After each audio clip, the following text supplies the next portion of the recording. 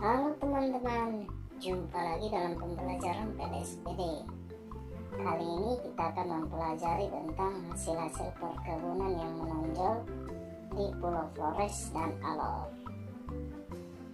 Nah teman-teman, hasil perkebunan di Flores dan Alor meliputi kelapa, kopi, vanili, coklat atau kakao, cengkeh, kapas, kemiri, dan jambu mente.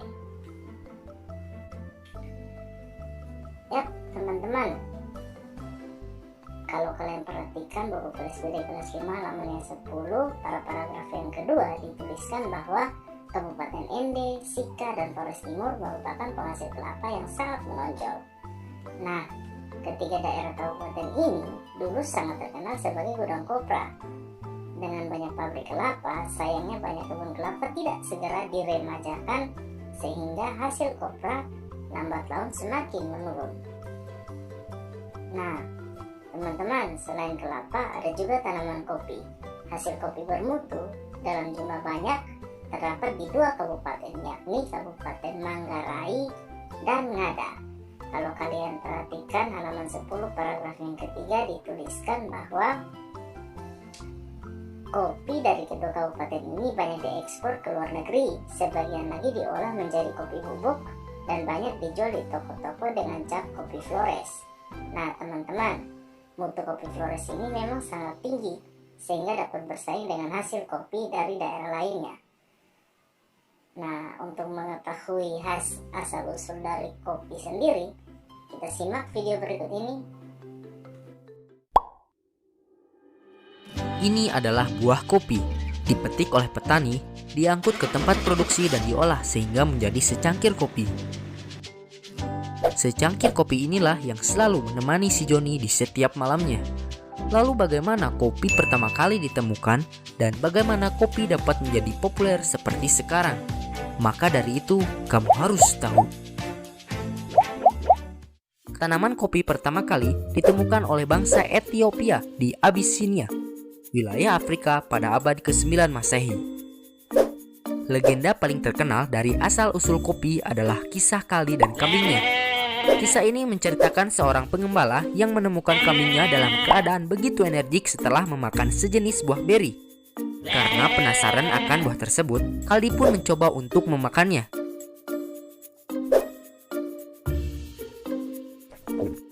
Dan tara! Benih-benih cinta tumbuh bagaikan seorang remaja yang sedang kasmaran di dalam hati dan pikiran Kaldi. Pada saat itu, bangsa Ethiopia mengonsumsi biji kopi sebagai makanan sehat yang dicampur dengan lemak dan anggur untuk memenuhi kebutuhan protein dan energi tubuh. Baru pada abad ke-11, di saat pedagang Arab mulai membawa tanaman kopi dari Ethiopia ke Yaman, tata cara menikmati kopi mulai berubah menjadi lebih modern, yaitu dengan cara menyeduh biji kopi terlebih dahulu. Kopi semakin populer pada masa kekhalifahan Turki Utsmani dan mulai diperkenalkan di Konstantinopel. Di sana, dibuka kedai kopi pertama di dunia bernama Kifahan pada tahun 1475. Saat itu, lalu lintas perdagangan kopi hanya dilakukan di sebuah kota pelabuhan bernama Mocha yang terletak di Yaman. Saking pentingnya kota ini, orang-orang Eropa terkadang menyebut kopi dengan nama Mocha. Karena pasokan kopi tidak mencukupi kebutuhan pasar kopi Eropa pada saat itu, bangsa Eropa mulai mencoba untuk membudidayakan tanaman kopi. Belanda adalah salah satu negara Eropa pertama yang berhasil membudidayakan kopi di luar wilayah Arabia pada tahun 1616. Lalu pada tahun 1690, kopi dibawa Belanda ke Pulau Jawa untuk ditanam dan dibudidayakan secara besar-besaran. Sejarah kopi di Indonesia erat kaitannya dengan tanam paksa yang dilakukan oleh Belanda. Tak heran jika pada saat itu, Indonesia pernah menjadi produsen kopi terbesar di dunia dengan kopi Jawa sebagai jenis kopi andalannya. Hingga saat ini, kopi masih menjadi minuman paling populer di dunia. Yap, selain kopi dan kelapa, ada juga vanili, coklat, cengkeh yang merupakan tanaman perdagangan yang mahal harganya. Semua kabupaten di Flores dan Alor merupakan penghasil coklat vanili, dan cengkeh. Nah, Kabupaten Sika dan Flores Timur merupakan daerah yang sangat cocok untuk tanaman kapas. Nah, teman-teman, vanili dapat diolah menjadi bahan baku industri kuliner. Selain itu, vanili juga dapat digunakan sebagai bahan baku kosmetik, parfum herbal, dan lain-lain. Selain itu juga, ada juga tanaman coklat atau kakao. Nah, teman-teman, kakao atau coklat ini adalah tumbuhan asli benua Amerika, dan coklat ini diperkenalkan ke Eropa oleh penjajah Spanyol dan menjadi minuman yang terkenal di pertengahan abad ke-17. Tumbuhan coklat ini lalu dibawa dan dibudidayakan ke wilayah jajahan bangsa Eropa seperti Asia Tenggara dan Afrika Barat.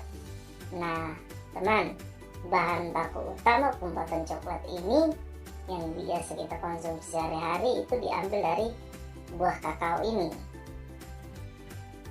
Selain itu juga ada kapas.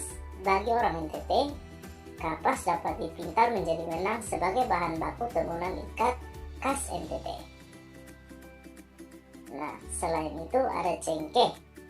Teman-teman tahu tidak, cengkeh dapat dimanfaatkan menjadi bahan penyedap masakan, minuman, dan obat-obatan. Bagian tanaman cengkeh yang dapat dimanfaatkan adalah bunga, tangkai, dan daun cengkeh. Yap, selain daripada itu, di Pulau Alor merupakan penghasil kemiri dan jambu mente. Mulai diusahakan di Sika dan Flores Timur. Nah, teman-teman, demikian pembelajaran kita hari ini. Silakan membaca kembali buku PLSBD kelas 5 halaman 10 sampai dengan 11. Tetap jaga kesehatan dan God bless you.